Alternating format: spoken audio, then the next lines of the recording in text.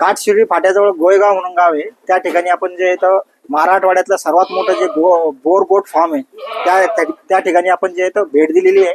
आणि बोर गोट फार्मिंग कशी केली जाते त्या संदर्भात काय माहिती पाहिजे त्या संदर्भात आपण सर्व माहिती यांच्याकडून जाणून घेणार आहोत. आफ्रिकन बोर म्हणतो आपण, ती इम्पोर्टेड बोर यांनी या ठिकाणी मागवलेली आणि त्याचं चांगल्या प्रकारे असं संगोपन केलेलं आहे. तर त्या ठिकाणी आपण त्याच्याकडून त्या संदर्भात पूर्ण डिटेलमध्ये माहिती घेऊ. तर त्यापूर्वी आपण त्यांचा परिचय जाणून घेऊ. नमस्कार सर, माझं नाव राहुल लक्ष्मण पुरे, आउटपोस्ट गोळेगाव, तालुका खुलताबाद, जिल्हा छत्रपती संभाजीनगर. माझा मोबाईल नंबर आहे 7020406185. एक बोर गोट काय असते त्या संदर्भात थोडक्यात काय माहिती येतील आपल्या शेतकऱ्यांना ते परिचय करून द्या आपल्याला या बोर गोट संदर्भात. सर, बोरगोटचे एक वैशिष्ट्य म्हणजे या जातीचं सगळ्यात जगामध्ये सगळ्यात फास्ट वजन वाढणारी जात म्हणून ही बोर शेळी ओळखली जाते. त्यामुळे आपण या शेळीचं संगोपन इथे करतो. आफ्रिकन बोर आहे ही किती पिल्लं देते एका वेताला? सर, एका वेळेला जर फर्स्ट टाइमर फिमेल असेल तर चांगली, जर फिमेल असेल सदृढ तर 2 पण पिल्लं देते किंवा 1 पण पिल्लं देते. मिनिमम रेशो आहे 2 किंवा 3, मिनिमम 2 पकडून घ्या तुम्ही. कधी 3 देते, कधी 2 देते, कधी 1 देते. म्हणजे आपण किती टक्केवारीमध्ये धरलं तर 60%, 70%, 2, 90% 2, 90% 2 आणि 10% मध्ये एकच देईल. फार चांगला रेशो आहे. 90% म्हणजे 2 म्हटल्यानंतर फार चांगला येतो. आणि आपण जे आता या ठिकाणी फिमेल पण आहे आपल्याकडे आणि मेल पण आहे. आपल्याला हा व्यवसाय चालू करून किती वर्ष झाले असतील? सर, 10 वर्ष झाले. या ठिकाणी जे येतं असे यांच्याकडे आता जे नवजात पिल्लं हे मोठमोठाले होऊ लागले, जवळपास 35-40 पिल्लं दिसत आहेत त्यांच्याकडे. म्हणजे हे यशस्वीरित्या प्रमाणे हे फॉर्म चालवत आहे. याच्यात हे आपल्याला लक्षात येतं. पिल्लांची संख्या भरपूर आहे. आणि आता हे जे इकडे ठेवलेले कप्प्यामधले हे कोणते प्राणी? सर, या मोठ्याला फिमेल आहे सगळ्या. काही जनरेशनच्या याच्यामध्ये काही फुलबड फिमेल आहेत. किती महिन्याचे असतील किंवा किती वय झालं असेल यांचं? सर, या सगळ्या फर्स्ट टाइमर फिमेल आहेत. फर्स्ट टाइमर फिमेल फक्त एक मोठी फिमेल आहे ती 10-11 महिन्याची असतील. 12 महिन्याची. म्हणजे 12 महिन्याच्या आसपास या सगळ्या फिमेल आहे. म्हणजे 12 महिन्यानंतरच फर्स्ट टाइम फिमेलला तुम्ही क्रॉस करतात. आता या ठिकाणी आपण हे फिमेल बघितले, फर्स्ट टाइम फिमेल तुम्ही इकडे ठेवलेले आहेत. हा एक झाला. इकडचं काय आपल्याला सांगतील माहिती? इकडे सगळे मेल आहेत सर. अच्छा, इकडे मेल ठेवलेले आहेत. आणि 3 महिन्याचे झाले की पिल्ल बोकड वेगळा करावा लागतो, पाठ वेगळी करावं लागतो. अच्छा. नाही तर शेळी लवकर क्रॉस होऊन जाते. 7-8 महिने झाली की फिमेल हिटवर येते आणि लवकर क्रॉस होऊन जाते. त्यामुळे त्या फिमेलची डेव्हलपमेंट व्यवस्थित होत नाही. त्यामुळे आपण त्यांना वेगळं करतो. याला अलग किती महिन्यात करावं लागतं? त्याला 3 महिन्यानंतर. 3 महिन्यानंतर म्हणजे तो क्रॉसिंग लायक होऊन जातो 3 महिन्यात. ते त्रास देतात ना फिमेलला, खाऊ देत नाही, सारखं उड्या मारणार, त्या पिल्लाची डेव्हलपमेंट होत नाही नंतर व्यवस्थित. म्हणजे हे पण 12 महिन्याच्या आसपास क्रॉसिंग साठी तयार होत असतील. हो, एक मेल 10 महिन्याच्या आसपास क्रॉसिंग करतो फिमेल. अच्छा. म्हणजे आपण जसं बघितलं आता हे फिमेलचं इकडं आणि इकडे मेलचं आहे. अशा पद्धतीचं फार चांगलं नियोजन आहे. इकडं पिल्लाचं नियोजन आहे आणि इकडे जे आहे तर ते इकडे काही फर्स्ट टाइमर फिमेल आहे, काही सेकंड टाइमर आहे. अच्छा, म्हणजे दुसऱ्या वेळेला आता दुसऱ्या वेळेला तयार होतील त्या. आता सकाळपासून दिनचर्या चालू होती. सकाळपासून आपण सुरुवातीला काय करतो त्याच्यासाठी? सर, सकाळी आम्ही सगळ्यात पहिले हे सगळं साफ करून घेतो व्यवस्थित. त्याच्यानंतर त्यांना दाणे टाकतो. आपल्याकडे जे अवेलेबल असेल, मक्का असेल, गहू असेल, सोयाबीन असेल किंवा तूर चुन्नी असेल, जे काही स्वस्त भेटेल आपल्या आसपास, ज्या सीझन मध्ये स्वस्त राहील तो आपण फीड म्हणून वापरतो. साबुदाणे येतात का थोडं भरडून देतात त्याला? दाणे, डायरेक्ट दाणे. हो, भरडा. किती वेळ जातात? सकाळी एक टाइम झाड लोड झाल्यानंतर सकाळी एकदा. त्याच्यानंतर मग सुका चारा का हिरवा चारा? त्याच्यानंतर हिरवा चारा देतो आणि संध्याकाळी सुका चारा देतो. सुका चारा. तर हिरव्या चाऱ्यामध्ये तुमच्याकडे कोणते कोणते चारे आहेत आता? लेपेल आहे, सुबाबू आहे, तिथी आहे, मारवेल आहे, त्याच्यानंतर मेथी घास आहे. म्हणजे जवळपास सर्वच प्रकारचे हिरवे चारे आहेत ज्याच्यात प्रोटीन जास्त प्रमाणात. जे चारे शेळी जास्त आवडीने खातात ते सगळे चारे आपण वापरतो.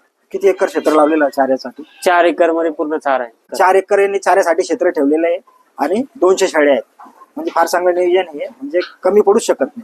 काय होते सर, कधी शेळ्या वाढतात, कधी कमी होतात. त्यामुळे चारा अपूर्ण नाही यावा, त्यासाठी एक्स्ट्रा चारा थोडा लावलेला बेटर असतं. कधी आणि वेळेवर आपल्याला कमी नाही पडल्या पाहिजे. आणि सुका चाऱ्यामध्ये काय वापरतात आपण? सुका चाऱ्यामध्ये आपण तुरीचं भुसे, हरभऱ्याचं भुसे, मसूरचं भुसे. भुशामध्ये तुमचा हाच खर्च असेल जास्त. हो, भुसा आणि दाना आणि सुका चारा. बाकी तुमचं घरचेच? बाकी सगळं घरचं. ज्यावेळेस सर असं पण असतं, काही लोक शेड बनवतात, शेळे आणतात, मग चाराचे व्यवस्थापन करतात. तसं न करता सगळ्यात पहिले आपण हिरव्या चाराचे व्यवस्थापन करायला पाहिजे, त्यानंतर शेळ्या आणायला पाहिजे. कारण हिरवा चारा यायला मिनिमम 1 ते 2 महिने तरी अंतर्गत वेळ लागतो. त्यामुळं आपल्या व्यवस्थित संगोपन होत नाही आणि शेड नंतर कालांतराने बंद पडतात.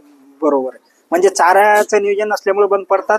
आणि एक महत्वाचं बऱ्याच गोष्टी आहे, चाऱ्याचं नियोजन, तुमचं मिसमॅनेजमेंट, तुमचं बारकाईने लक्ष नसणे, बऱ्याच गोष्टी आहेत. आता तुमचं फार चांगलं मला कौतुक करायचं वाटतं. तुम्ही तुमचं शिक्षण काय झालेलं ते बी सांगून द्या, म्हणजे लोकांना हे पण कळलं. शिक्षण इंजिनिअरिंग झाली, बीटेक इंजिनिअरिंग झालेलं आहे शेतकरी मित्रांनो. आणि त्यांनी ते बीटेक इंजिनिअरिंगचं नोकरी न करता त्यांनी स्वतःचा व्यवसाय चालू केला आणि आजच्या घडीला ते एकदम सक्सेसफुली करतायत ते या ठिकाणी. फार त्यांचं कौतुक करावं तेवढं थोडंच आहे. फार चांगली गोष्ट आहे.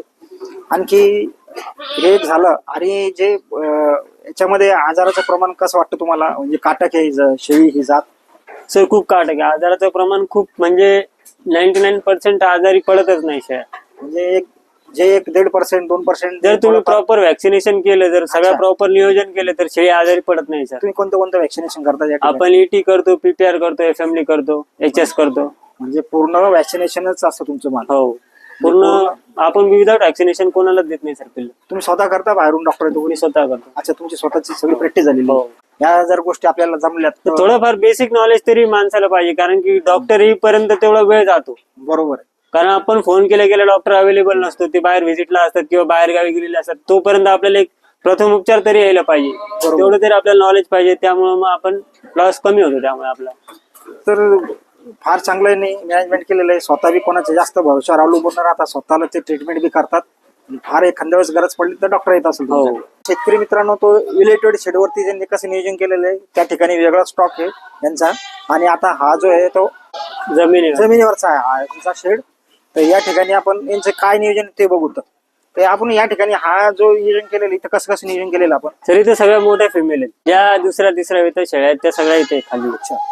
तर तिकडं ते लहान पिल्लांसाठी केले, जे लहान पिल्लांसाठी का बरं करावं लागतं एलिव्हेटेड, कारण की खाली पिल्लं माती चाटतात, त्यामुळे ते आजारी पडतात आणि लवकर म्हणजे ग्रोथ कमी होते आणि मृत्यूचं प्रमाण जास्त होतं. त्यामुळे ते वरती पेमेंट होतं. आता हा जो क्षेत्र आहे आपलं, जे कंपाऊंड पासून आतमधलं सगळं किती असेल?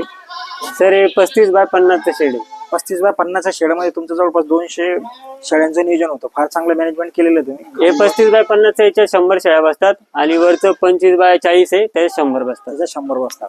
आणि बाकी ओपन स्पेस ठेवलेली तुम्ही? हो, बकऱ्यांना फिरण्यासाठी आजूबाजून. तसं आपण बघू शकतो इकडून आजूबाजून ठेवलेलं आहे. आतमध्ये गावाने, बाहेर पण गावाने ठेवलेले आहेत. एकदम चांगलं असं मॅनेजमेंट यांचं.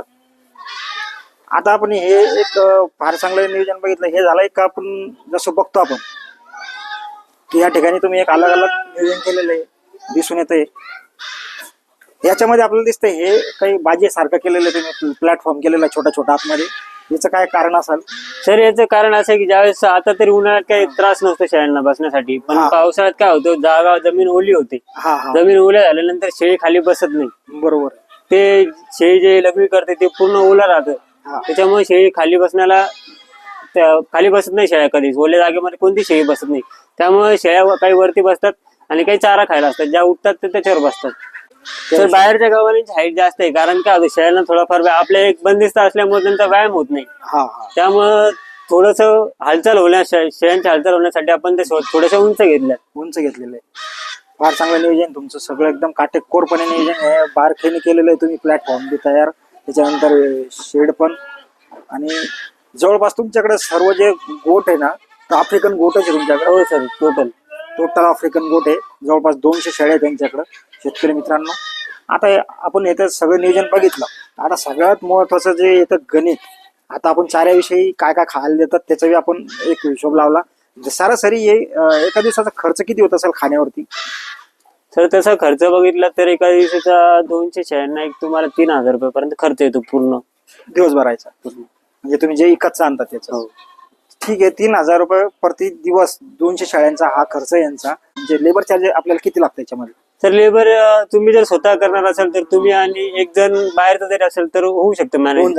2 जणांमध्ये मॅनेज होऊन जातं.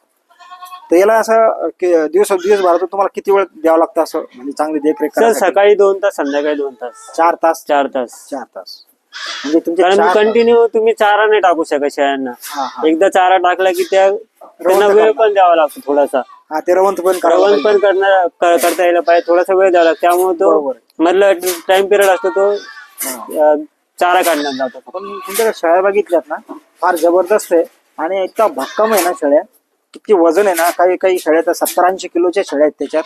काही काही बोकड तर तुमचे 90-90 किलोच्या वर आहेत. तर याचं कारण या ब्रीडचं एक हेच वैशिष्ट्य आहे, जगात सगळ्यात फास्ट वजन वाढलं जाते. ज्याचं 3 महिन्याचं पिल्लू आपण जर रेशो काढला सरासरी तर 25 किलोचा रेशो पडतो तुम्हाला. आणि बकऱ्यामध्ये चमक पण चांगली एकदम टवटवीत आहे. तर सगळं आपल्या फिडिंगवर असतं सर. तुम्ही जेवढं खाऊ घालणार तेवढी शेळी शाईन करणार, वेळेवर वेळेवर क्रॉस होणार, वेळेवर पिल्ल देणार. जसं तुमचं मॅनेजमेंट असतं. जर तुम्ही त्यांना खाऊच नाही घालणार, किती महाग ब्रीड घ्या, पण तुम्ही जर त्यांना चारा नाही व्यवस्थित टाकला तर ती ब्रीड कधीच बनत नाही सर. बरोबर आहे. तुम्ही गावरान शेळी पण सांभाळा, फक्त तिला जर चारा व्यवस्थापन व्यवस्थित असलं तर ते सगळं प्रॉपर मॅनेजमेंट होतं. म्हणजे मॅनेजमेंटचा विषय आहे हा शेळी पालन. पिल्लांसाठी जेव्हा पिल्ल जन्मतात आपल्याकडे तर अच्छा. आपण लोक काय करतात, ते डाल्या खाली ठेवतात. तर जास्त कमी पिल्ल झाले तेवढे डाले कुठून आणणार तुम्ही? आता शेळ्याची 1-2 असले तर आपण डाले खाली ठेवू शकतो, बरोबर आहे. पण क्वांटिटी मध्ये असेल तर तुम्ही एवढे डाले आणणार कुठून? त्याचा बरोबर. खर्च जास्त वाढतो. बरोबर आहे. त्यामुळे आपण हे लहान पिल्लांसाठी जे 2-3 दिवसाची पिल्ल होतात, नवजात बालकांसाठी आपण केलेली व्यवस्था. ठेवून दिलं का त्याच्यामुळे माती पण साठत नाही व्यवस्थित आणि जे लघवी करतात ते खाली पडतं. म्हणजे एकदम सुरक्षित आहे त्यांच्यासाठी. हो, फार चांगलं आहे. आणि थंडीचं यांना जास्त थंडी असेल तर त्यासाठी पूर्ण पॅकिंग पण करू शकतो आणि उन्हाळा असेल तर ओपन पण करू शकतात. म्हणजे लहान पिल्लांसाठी स्पेशल बनवलेलं तुम्ही हो. हा? म्हणजे त्यांच्यासाठी एक आयशू समजा त्यांच्यासाठी, है ना? आणि पिल्ल काय होतं, जसं एक 4-5 दिवसात पिल्ल होते, माती चाटायला लागतं खाली. बरोबर. जमिनीवर जेवढं राहील ना तेवढं पिल्लू खराब होतं. म्हणजे त्याला एकदम अतिदक्षता विभाग म्हणता येईल. याच्यात टाकलं म्हणजे ते एकदम सदृढच होणार, हा, म्हणजे त्याला आजार होणार नाही. हो. बरोबर. काय वय असेल ना, वजन किती असेल याचं आता? सर याचं वय एक 8 महिने, याचं वजन एक 65 किलो पर्यंत. आता 2 दाता झाला नाही, अजून ते आणखी. आता हा ब्रीडर बनणार तुमचा? हो. अच्छा. आणखी हा एक ब्रीडर आहे. बाकी 2 ब्रीडर आहेत पण ते बाहेर दिले. पण याच्या 8 महिन्याचं म्हटल्यानंतर फार जबरदस्त आहे हा. हा सर, त्याची बोन साईज वगैरे ते पिल्ल आपण जे जेनेटिक्स मध्ये काम करतात ना, ठीक आहे. शेळ्यांच्या जेनेटिक्स मध्ये जे काम करतात ना, हा, त्यांना समजतं की एक क्वालिटी पिल्लू काय असतं. बरोबर आहे. कारण आपण तुम्ही कोणत्या पण मेलने क्रॉस करणार तर तसे ती डेव्हलपमेंट तुम्हाला भेटणार नाही पिल्लांमध्ये. त्यामुळे आपण हा नर निवडलेला आहे. चांगला आहे. हा एक आहे. तुमच्याकडे 3 ब्रीडर आहे ना? हो, बाकी 2 बाहेर दिले. हा एक आहे. हा जनरेशनचा आहे सर, आपण याच्याने ब्रीडिंग करत नाही. अच्छा. हा जनरली तुम्ही जे गावरान शेळीपालन करतात त्यांच्यासाठी तुम्ही क्रॉसिंगला हे ब्रीड आपण त्यांना देतो नर वापरायला. हा प्युअर लाईनचा आहे. हा प्युअर लाईनचा आहे. हा तुमचा आताचा प्रॉपचा ब्रीडर आहे. हो. आणि एक तुम्ही विकला एक ब्रीडर आहे ना? हो. एक वेळेस आपला नंबर देऊन टाका शेतकऱ्यांना. सर माझा नंबर आहे 70 20 40 61 85. तर शेतकरी मित्रांनो, तुम्ही या नंबरवर कॉन्टॅक्ट करू शकता. धन्यवाद.